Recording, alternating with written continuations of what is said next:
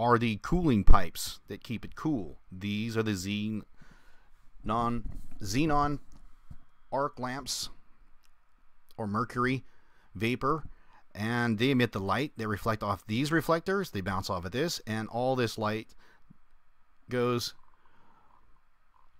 This is a cross cutaway view of the underneath of the array. This is what it's called, an array of xenons. So when you hear the word array, we're going to get a little later, this is the whole trick. If you understand that spinning thing I'm going to talk about, this is it. This is a cutaway view of this, and it's just amazing, and we're just going to jump into it. Let me read. I'm just not going to read this whole thing. You can do this yourself as well. Let me touch on some key things that just unlocks this whole thing. To be used to simulate not only sunlight, but earth light and moonlight. In order to provide sufficient illumination to simulate sunlight over a practically large area. That's why it's there. It is necessary to employ plural light sources, many of them. That's why it's an array. It is desirable to control the intensity of the illumination by varying the number of light sources that are energized. And let's skip ahead. Here we go. See this little arrow? This is it. This is going to blow your mind, and we're going to stop. The array of light sources included in the simulator below. Figure 4. Okay, figure 4. What's figure 4? Let's go back to figure 4. Right here. Okay, that's just a cutaway piece. And there's actually another one in there as well. So we'll be back to the main. We're going to be talking about this piece right here. Figure 4 is a cutaway of 34. One of the components of 34. What is that? This is where it gets good. Don't miss this one. It is in a large cross-section of the plurality of hyperboloids of revolution. That means it's going around and around. You want to know what that is? Well, let's just watch a quick video of what a hyperboloid of revolution is. So here we go. This is a hyperboloid of revolution.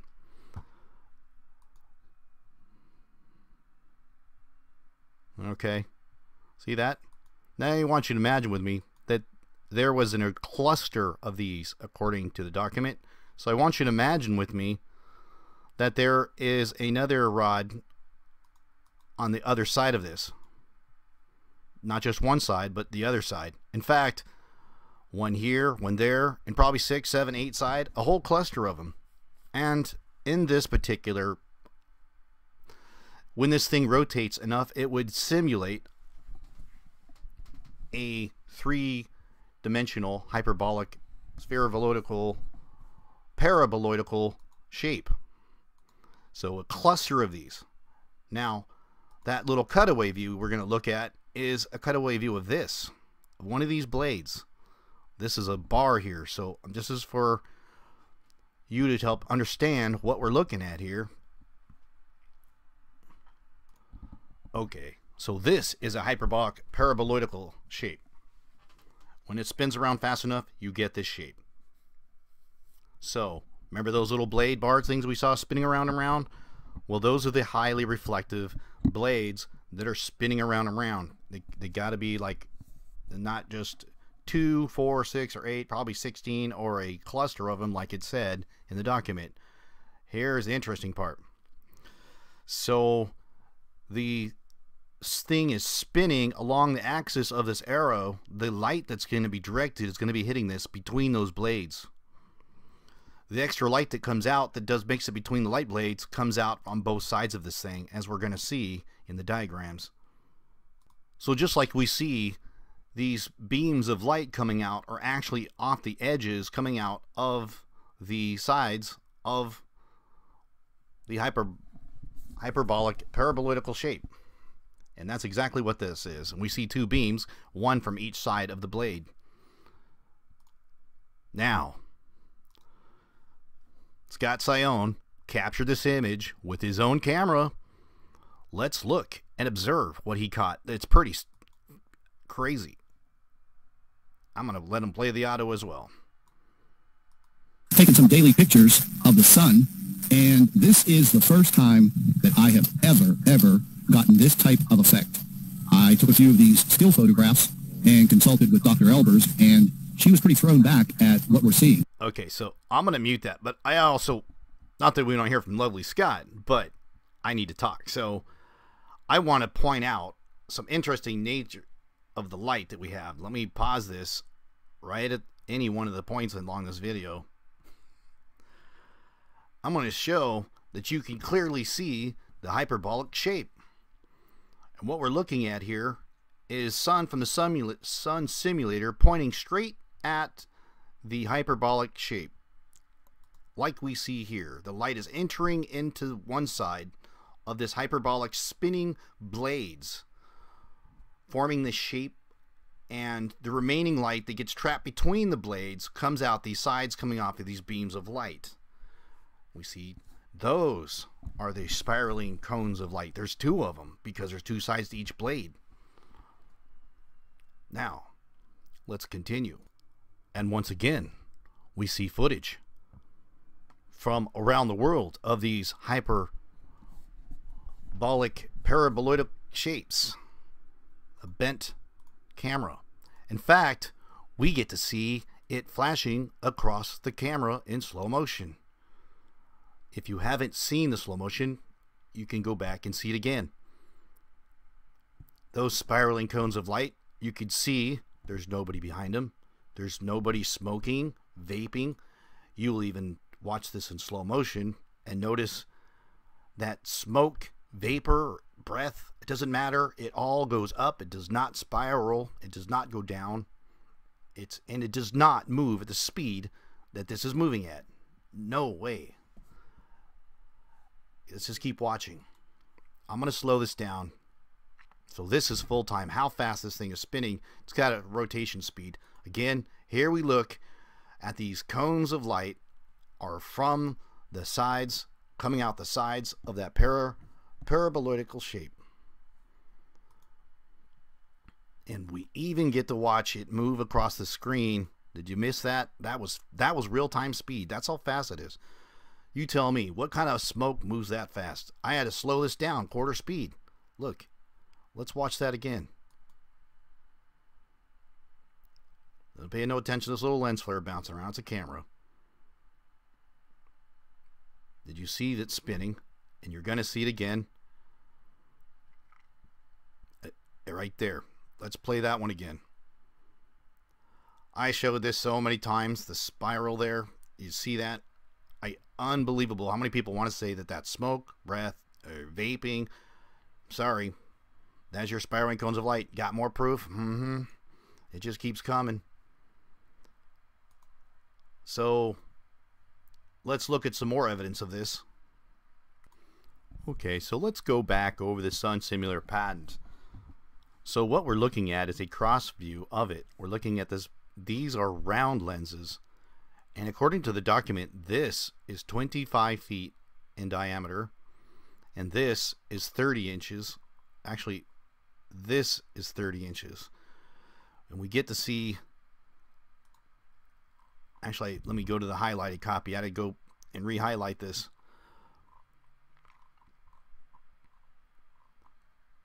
So we covered... So here we go. A hyperbolic reflector. It bears relationship with a parabolic reflector so that when a virtual focus of the hyperbolic reflector at the focal point of the reflector are coincidental and the light reflected from the hyperbolic reflector. Yeah, it just gets complicated, and I'll try and explain that. It's just the angles of, actually, just keep reading and I'll explain the angles of light. It's necessary, however, the center axis of both reflectors are coincidental. That basically means that the angle of light that's reflecting off both the parabolic dish and that parabolic thing we just looked at are coming off it from reflecting at the same angles. 40 degrees. And here it says when the main downwardly facing parabolic reflector is about 25 feet in diameter, which is where I showed you earlier. This right here. That was the main reflector, the biggest one. That's the missing piece we still need to see. So if anybody wants to leak that forward, send it to any one of us. We'd gladly show it out there and finally put this piece together. I'd like to see this thing reflect. So let me read a little further. It said one real light source is parabolic dishes. Pretty much a lot of mumbo jumbo. So with all that, let's go back to this diagram here and cover that. So this is a cutaway view of this reflector blade, figure 4, which is a cutaway view of one of those blades that I talked about. This is what's reflecting the light. This angle, 40 degrees, when the light comes from this angle, it's going to bounce off. It matches this angle up here. This is also 40 degrees. Now here is where NASA has been telling all of us, including the debunkers, that yeah, that sun simulator we keep pointing out is only a little test thing because they're testing it. That is correct, but that's not the whole truth. Because what this is, according to this diagram, this piece right here is the test. This thing is the test. This thing here. It was called number 10. We can go back. This is the testing unit. This is the lens, number 28. And what are they testing? The sun simulator. Okay? So they're testing a sun simulator. This is the lens. So this is the light culmination that we saw. That big disc, we're looking at it sideways, bounces this light, comes through. This is in a test lab though. Okay? But they're testing a sun simulator because you don't put something in space until you test it first. They don't drag the whole thing up there and turn it on and the angles are right. It doesn't even look right. So they want to test it here on the Earth. So those dimensions are going to be accurate.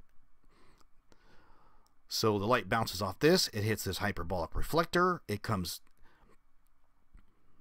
bounces this. All the light, you can see the arrows, comes down, goes through this lens aperture, which now this is no longer here during in the test lab because they were testing it. But they removed all this. And so the light comes through here, through this aperture, through this lens, and they could change the focal point here. This figure 30 is pointing out this multi-facet reflector. And the reason why it's a multi-facet reflector, like we see here, multi-facet reflector. Why would they need a multi-facet reflector there? That's because when they turn on the lens array, if one of those xenon lamp goes out, it evenly distributes this light all the way back to the main. Let me show you again. This, if one of these reflectors fails or turns off during the cycle of turning these off and turning it on, remember, maximum light brightness is all fire on all cylinders. If they want 25% light, they turn just 25%. It's not really a dimmer switch. They turn more of the lamps on. So if one of these will fail, this thing will evenly distribute any one of these completely evenly across this dish and then bounce it back through this main lens here. Okay, now this is that was the test lab version. Here is the working version. Now they removed the whole test facility. Now they got the thing out here and moved this thing forward and put the reflector dish up here. Now this reflector, we have missing this puzzle all right here. But now we know how this thing works. This is a spinning, what did I call that thing? Rotating.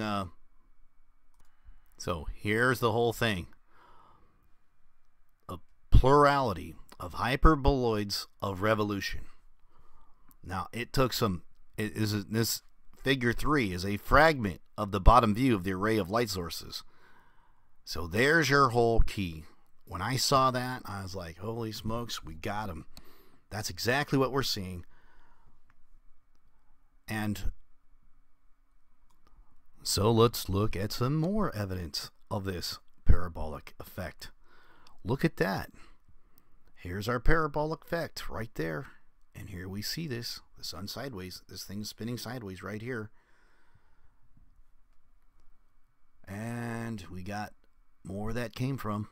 Let's look at a sun simulator from the space station. Actually, let's look at this spinning disc once again, and now knowing what you're looking at. This is Zion Warrior Channel, seeing the spinning disc. Not a disc, a spinning wheel that's got, like I showed you in that diagram. No, that's another component. I only know the shape of it and why it reflects light the way it does. We don't have actual pictures of it, but the evidence on the ground certainly supports it. So many debunkers want to say that that's an artifact in the camera, and cheap cameras have been manufactured to do this. Here, look at this. There's your hyperbolic effect right there. It's showing up on people's homes as well. Hyperbolic squares. Star Miller showed me photos from back east, where she's from. Look at this thing. He's looking right at that dazzling mirror. Wow. Look at this one. There's your two blades coming off those spiraling cones of light as they come off the edges of those blades.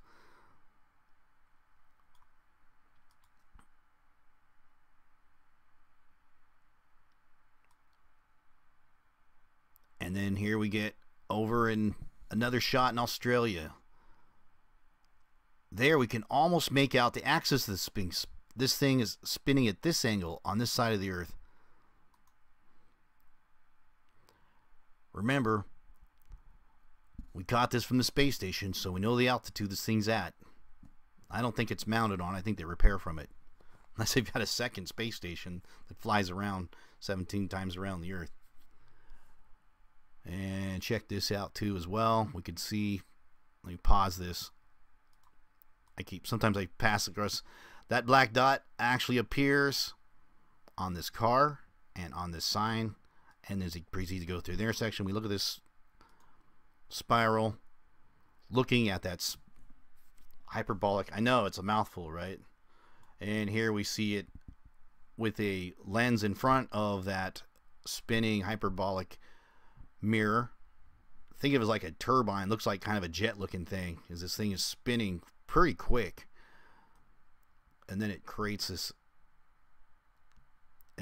Here's another effect that we see because of the lens, creating it more of a light, making it lower. That's not the actual projector. It's just an image. It looks like a hologram, but it's calling it projection.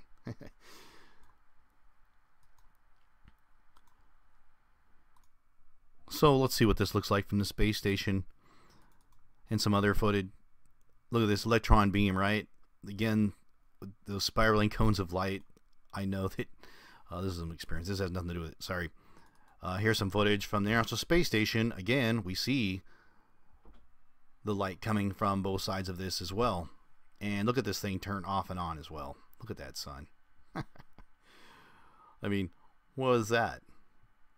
Right? It's on a giant hydraulic arm too, just like we saw in Donnie from Daytona's footage. Look, there's the sun rising. This is all messed up, man. What is this? Right? I mean, this is like almost a missing piece of the puzzle.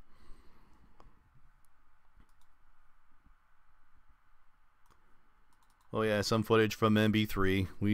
Some of us all seen this. So there's the actual sun simulator disc. Looks exactly like we saw from Donnie from Daytona. And look what else we got. Oh yeah, here's some juicy stuff here, man. What do you think about that? Remember that hyperbolic mirror stuff? Look at this. These are showing up people's homes. Oh, that was my son. Look at this. This showed up on Matt Man's house. Thank you for that footage. Here's some footage of the sun simulator coming up and showing the black dot on the water. Now the real sun's still there, of course. Okay, this is in front of the sun at a much lower altitude. This is in a heliosynchronous orbit.